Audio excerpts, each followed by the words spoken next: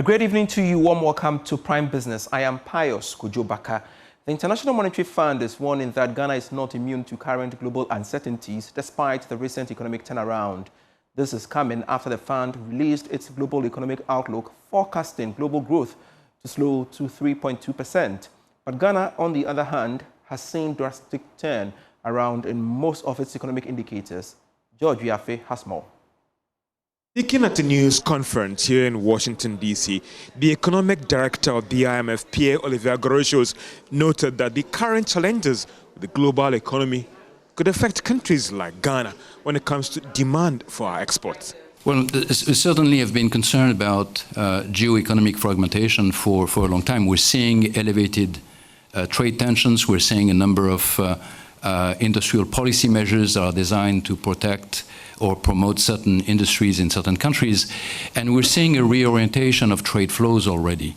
What we are seeing when we look at the global picture is not that trade has decreased. Trade to global activity, trade to GDP, that ratio has been more or less constant. In fact, in the early part of 2025, it even increased because there was a lot of front-loading. Businesses were trying to get ahead of tariffs that would be implemented later on, and there was a surge in imports for many countries that boosted overall trade. But our picture, when we look 3-4 years out, we're seeing that that level of trade will actually moderate.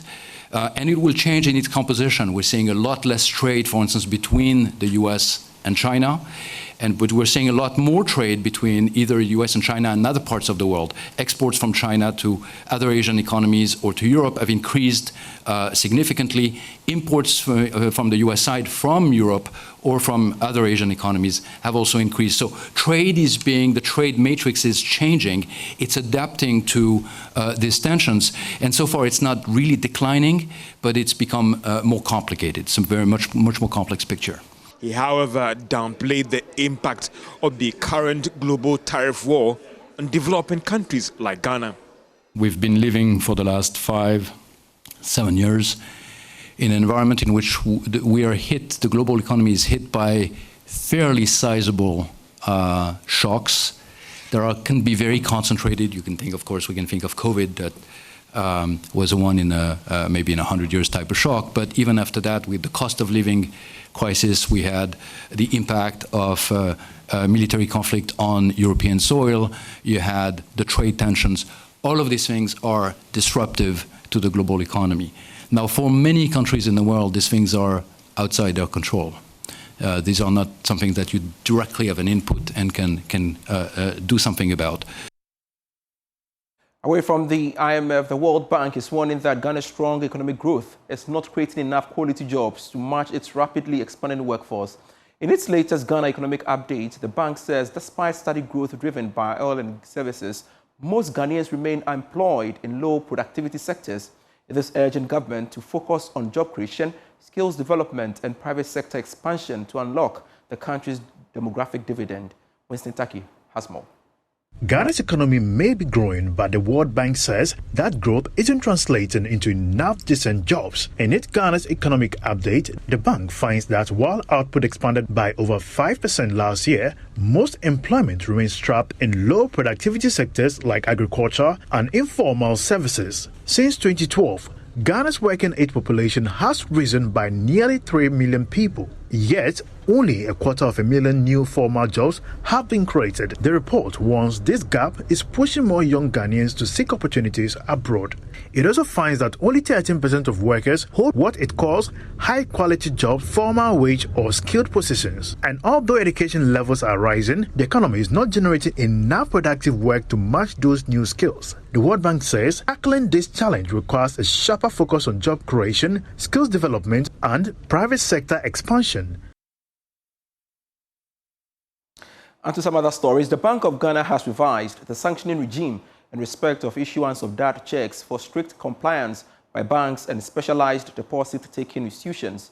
The Bank of Ghana, in a statement issued today, said it had to take the action due to several abuses by customers, despite warnings issued by the central bank earlier. More for you.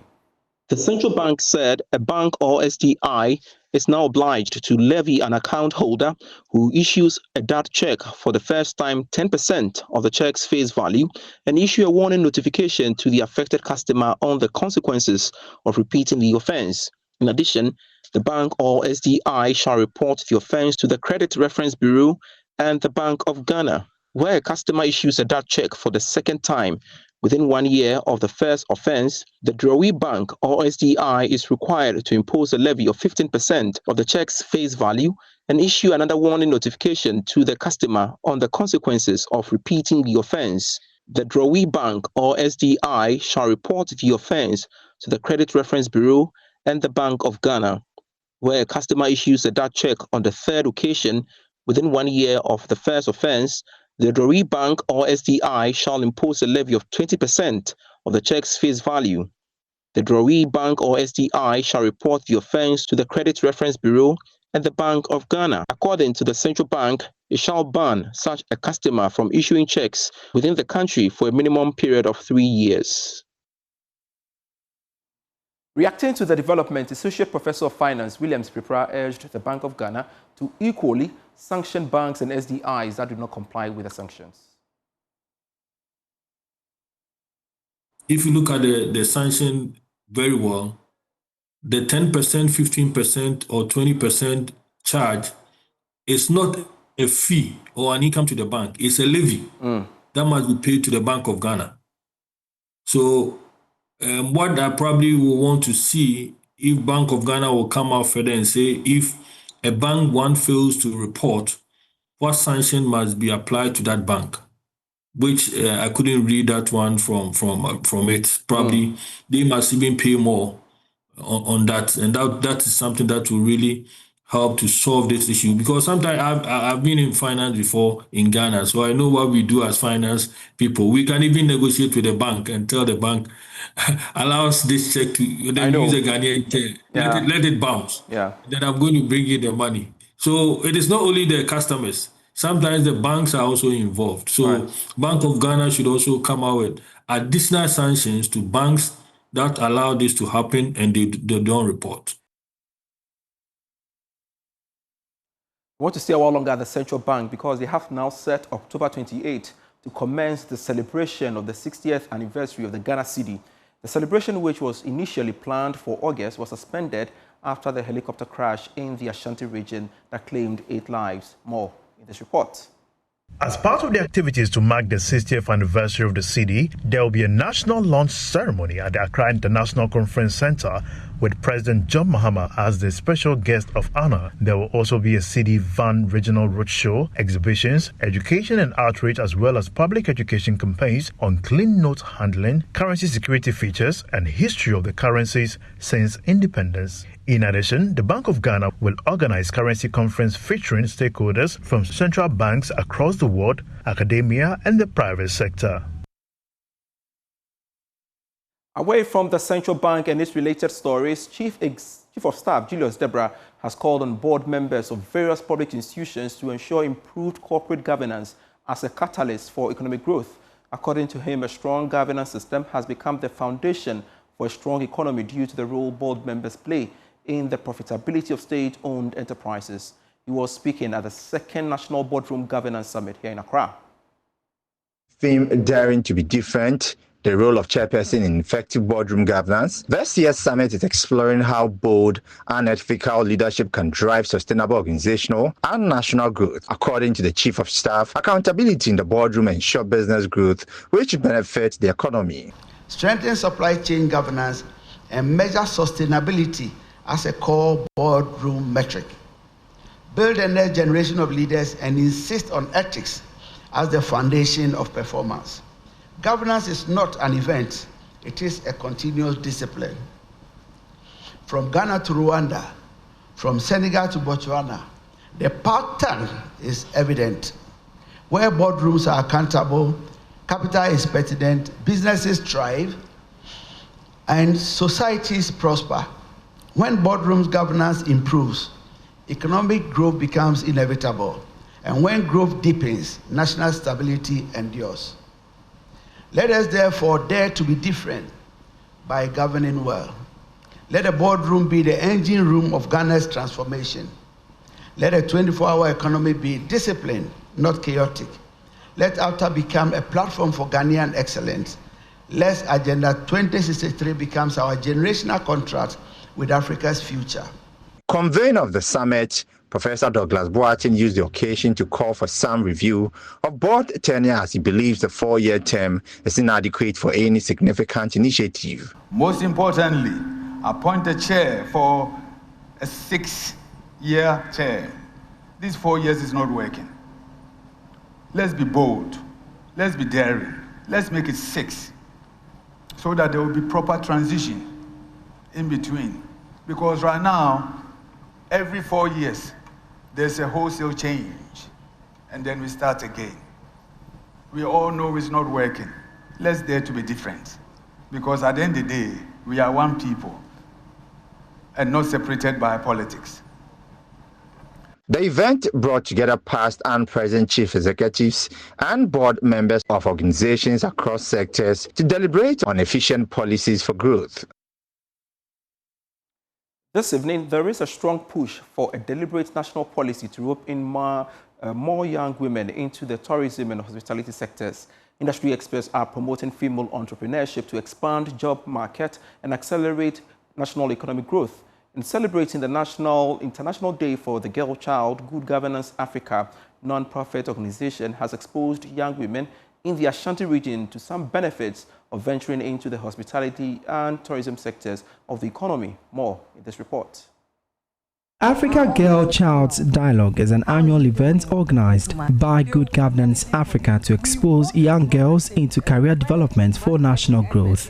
The 2025 edition of the event assembled girls from various senior high schools in the Ashanti region. Speaking at the event, lecturer at the planning department of the KNUST, Professor Theresa Yaba Ba Enum, described tourism and hospitality as one of Ghana's most underutilized economic assets. She explained that the sector is capable of engaging thousands of young women in productive and innovative ventures. Government should give them scholarship, sponsor education, promote. You see, those who do well, they should be celebrated in public.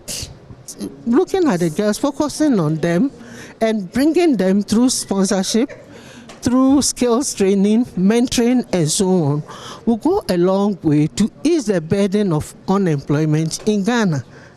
And it will also empower our women. And you see, if women are empowered, the whole nation is empowered.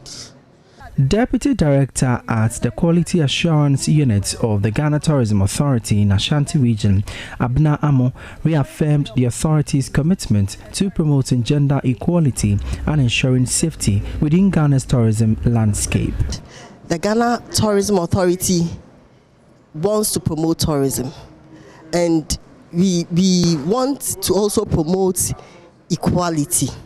So it's not just seeing the men all over.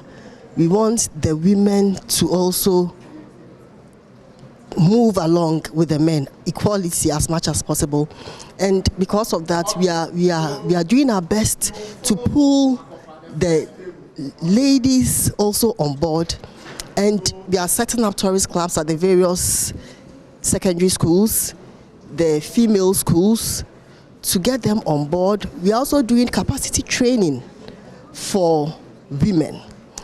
Research, training and advocacy lead at Good Governance Africa, Edward Teisapong, explained the 2025 Africa Girl Child Dialogue focused on tourism and hospitality due to its potential to diversify Ghana's economic base and build resilient women-led enterprises.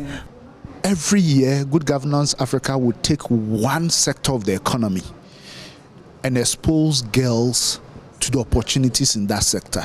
This year we chose the theme of hospitality and tourism because we think the sector holds numerous opportunities for girls, women who want to be entrepreneurs, who want to be innovative, who want to create their own businesses. And we intentionally brought it to the Ashanti region because of the enormous potential that tourism and hospitality has in Ashanti region. For Joy News, my name is Manuel Bright Kweku. Researchers at the Crops Research Institute for Council for Scientific and Industrial Research are introducing farmers to technologies that will diversify their incomes and boost productivity. Here's more.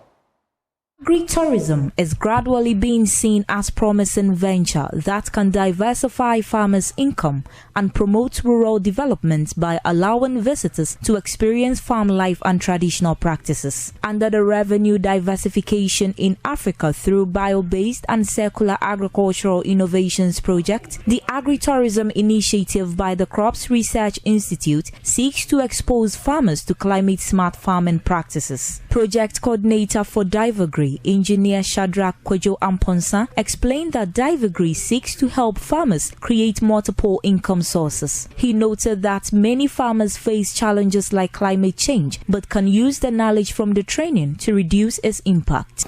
The farmer is able to reorganize his farm in a way that can attract tourists to come and see what they have to offer. It could even be that you can have a small accommodation somewhere where people can travel from near and far and then come in and spend the night on your farm and see what you do, and also to learn, because now you realize that agriculture is not becoming attractive to the youth and even children. Because they don't actually see them. Every place is being taken over by settlements and infrastructure and all that. So we think that farmers can leverage on that based on this workshop. Founder of Agritourism, Jackie Taylor, highlighted the environmental and economic benefits of the initiative, noting that climate change is prompting the need for diversified business models in farming. She added that encouraging the youth to stay in rural areas through profitable ventures like agritourism is key to sustainable development. It's really about rural development, rural diversification, and it focuses on three aspects. So economic sustainability, so that's making sure people can actually remain in rural areas. People suddenly didn't have jobs and they realized that the jobs that they were going to be employed for or with were temporary, they weren't permanent. So diversified income streams also, if we expect youth to remain in rural areas because cities are overpopulated and there are various problems that come with with urban migration, then we've got to work out what is going to persuade the youth to actually stay in rural areas. And the only thing that will persuade the youth to stay in rural areas is money. Senior research scientist and agricultural economist Dr. Aram Amengo emphasized the productive use of some waste product to transform farming practices. Using the CRI cottage as an example, he explained how a former fish pond now supports multiple systems like biochar production, crop cultivation, and wetland water recycling. Idea is to not throw anything away. So anything that looks like waste can be raw material for generating other things. So this cottage that we are today started more or less just like a fish pond. But now we have different sections. We have where we do the biochar. We have where we grow the crops with the effluents from the fish. And we have the wetland where we refine the grey water that comes from the fish to get fresh water to be able to put back. It is this concept that draws people to the cottage to come and eat here. Because when they come, they just don't find food. They find other agricultural systems that are very intriguing. So they are kind of motivated to come here and eat and see the serene atmosphere. Reporting for Joy News, Josephine Sego. This is still prime business. Telecel Ghana has rewarded a loyal customer with the transforming grand prize of 1.2 million cedis. The cash prize is an initiative under the company's Too Much Money promotion launched to appreciate and empower customers across the country. More in this report. Telecel Ghana has crowned Samuel Yao Esel, a 52-year-old former banker and Reverend Minister, as the winner of the grand prize of its Too Much Money promotion launched in June this year. The lucky winner walked away with a whopping 1.2 million Ghana cedis after emerging top of the nationwide customer reward campaign. Speaking at the presentation ceremony, Director of Commercial Business Unit at Telecel Ghana, Annette Muga, said the initiative was designed to reward loyal customers and positively impact their lives. so excited to see the joy in our winners' face. I'm so excited to see the reaction from the crowd. And above all, I'm so excited to know that the 1.2 million is going to change someone's life. And this was the reason why we did this promo. And someone may really ask why. One reason was we wanted to give something that will change someone's life. But again, the bigger objective of this promo was to really give thank you to our customers. Telecel Ghana is growing with Ghanaians, and we wanted to give something in a bigger way, as well as which is excited. We wanted to reward loyalty and making everyday usage more meaningful. Visibly excited, Mr. Esel expressed gratitude to Telecel Ghana and shared some of his plans for the prize money. Telecel is not only interested in getting money from their customers, Telecel is also interested in improving the lives of their customers. And today I am a witness, a living testimony. My life has been transformed. It's like a dream that has come true, because the money is going to help me to complete my store building project, which I've stored for a number of years. I also have the microcredit business, which is begging for funds. So part of it definitely will be invested. And then my kids, they are very young. So you can imagine the number of years and how much I have to spend in terms of meeting their educational needs. So a chunk of it will be invested just to cater for their education. Marketing Officer of the National Lottery Authority, Bright Ofori, revealed that Telecel Ghana conducted the promotion with fairness and transparency. For about 4 months now, the NLA has been with Telecel as a supervisor to supervise and regulate the Too Much More Money promo. And so I can say on authority that from day one, every winner that has emerged from this game of chance or this draw is fairly selected. The Too Much Money promo, according to Telecel, reflects its dedication to empowering customers and transforming lives through rewarding experiences.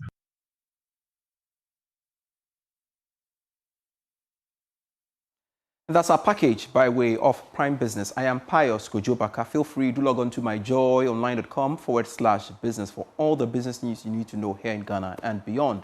Prime Sports is next.